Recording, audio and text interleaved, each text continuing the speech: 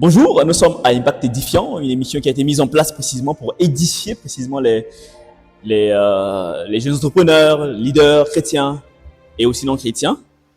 Donc j'ai été invité à prendre part à cette émission, précisément pour parler de leadership.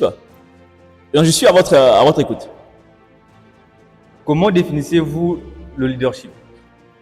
Pour moi, le leadership, c'est la découverte de soi, précisément quand Dieu a une influence de sa génération, de son monde et de son environnement. Leadership is influence, nothing more, nothing less, dit John Maxwell. Et je crois que pour arriver à mieux influencer, il faut d'abord se découvrir, car celui qui ne se découvre pas ne peut pas vraiment être un leader. Qu'est-ce qui fait un bon leadership selon vous?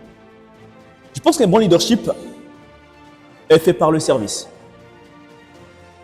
Servir conduit à devenir un bon leader. Pourquoi? Parce que le service est ce qui donne l'influence à une personne. Plus tu sers, plus tu deviens utile, car les hommes n'ont vraiment pas besoin de toi. Ils ont vraiment besoin de ce que tu portes. Et ce que tu portes, c'est en le servant aux autres qu'ils le reçoivent.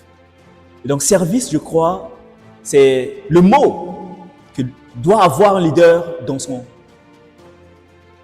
intervention. Quelle est la plus grande leçon que vous avez apprise sur vous en tant que leadership? C'est vrai, vous avez dit la plus grande leçon. Il y a plusieurs leçons en leadership, mais j'ai compris une chose. La personne qui sert les autres ne peut pas être diminuée.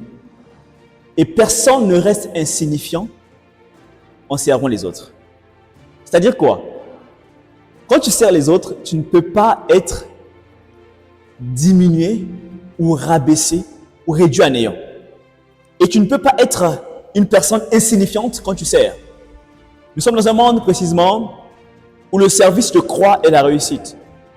Et s'il faut servir, il faut le faire pour devenir une personne significative. Et être une personne significative ne passe pas autre chemin que par le service. Pouvez-vous raconter une fois où vous avez fait face à un échec en tant que leader? Ah oui, j'ai eu à faire beaucoup d'échecs en tant que leader, précisément. Ça m'est arrivé d'avoir fait un investissement qui n'était pas bon, un mauvais investissement. Et cela m'a coûté très cher. Et même autour de moi, dans mes relations, précisément, ça avait causé beaucoup de questions, en fait, beaucoup de choses par rapport à moi, par rapport à ces questions-là. Mais au fil des temps, je me suis sorti de ça précisément parce que il y avait aussi une facture de sagesse qui était là. Et j'étais accompagné par une personne très proche de moi qui m'a beaucoup soutenu dans ce moment-là. C'est ce que j'ai utilisé. Dans des moments compliqués comme celui-là, c'est bien d'avoir une oreille, pas n'importe quelle oreille qui écoute. Et quand tu sors de cette crise, il y a aussi des oreilles auxquelles tu as parlé dans la crise qui peuvent être bonnes ou mauvaises. C'est pourquoi dans la crise, il faut savoir à qui parler parce que la nuit passe toujours et le jour approche. Et quand le jour approche, ces mêmes oreilles qui ont écouté pendant la nuit pourront être les mêmes oreilles qui vont te briser au jour. C'est pourquoi dans les épreuves, il me fallait avoir beaucoup de sagesse. Et c'est là précisément que je l'ai compris. Mais je l'ai compris plus après l'épreuve. Quels sont les plus grands défis auxquels les leaderships sont confrontés aujourd'hui selon vous? Aujourd'hui, nous sommes dans un monde très compliqué. Pourquoi? Parce que nous avons la chute des valeurs qui sont là, la technologie qui prend de l'ampleur. Et donc, les leaders de caractère disparaissent. Les hommes de valeur qui gardent, qui tiennent la dernière ligne des valeurs disparaissent. Et c'est le problème que nous avons aujourd'hui. Il nous faut des leaders qui doivent servir, des leaders qui doivent élever, des leaders qui doivent créer un environnement de croissance pour les autres. Des leaders qui ne sont pas là pour eux, pour d'autres.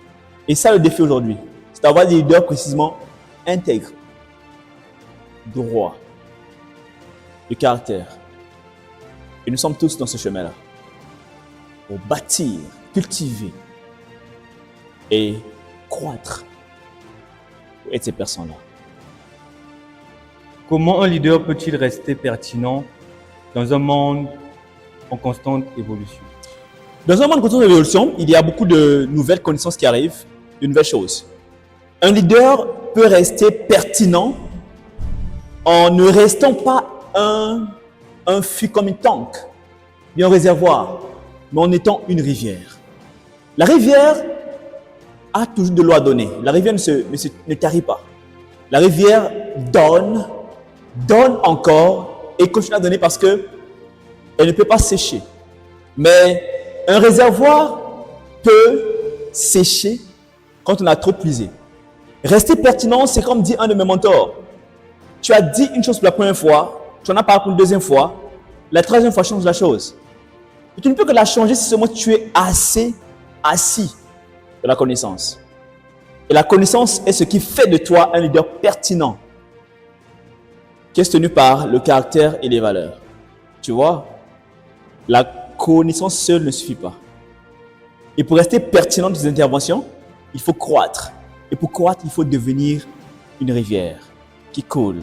La fois passée, je faisais une formation d'oratoire. On a commencé à 11h. On a fini à 17h. J'avais oublié mon document de formation à la maison. Et je ne faisais que parler. Tu disais, mais ça veut dire où? Tu vois, c'est une rivière, en fait, il ne fait que parler. Ça peut couler comme ça. Comment prenez-vous des décisions difficiles, surtout lorsque les enjeux sont élevés? Quand les enjeux sont élevés, je regarde d'abord mon but de vie. Parce qu'il faut risquer, je crois. Il faut risquer, c'est très important de risquer. Et je vois si la décision m'emmène à garder ma ligne de vie. Où est-ce que je vais? Tu vois? Et des décisions qui vont parfois te bouleverser, t'emmener hors de ce que tu dois faire normalement. Je connais où est-ce que je vais. Je connais ma vie, où est-ce qu'elle va. Mais Dieu seul sait la finition. Mais bien que je vois la finition, Dieu seul sait comment ça va finir. Le processus, c'est là où je suis. C'est le secret de Dieu. Mais je prends une décision qui entre dans ma vision de vie. C'est comme un exemple.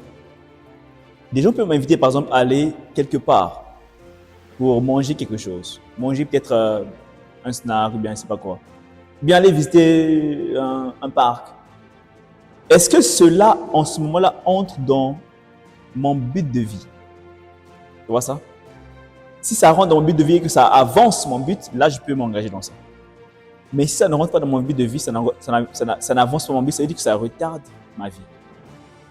Tu vois?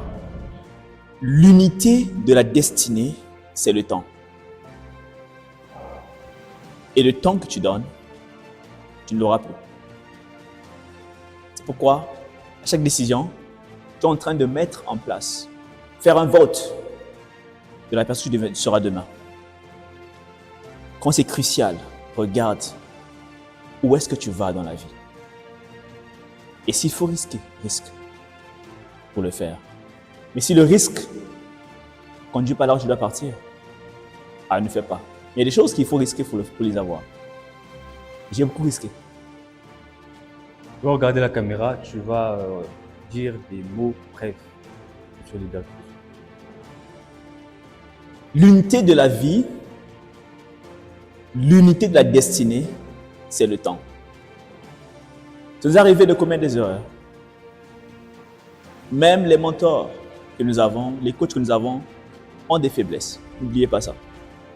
Nous sommes humains, c'est vrai. Mais il faut enlever les excuses en soi pour vivre une vie différente. Atteignez le stade où tout pourra vous être enlevé. Vos diplômes, votre argent, votre famille. Ça peut arriver.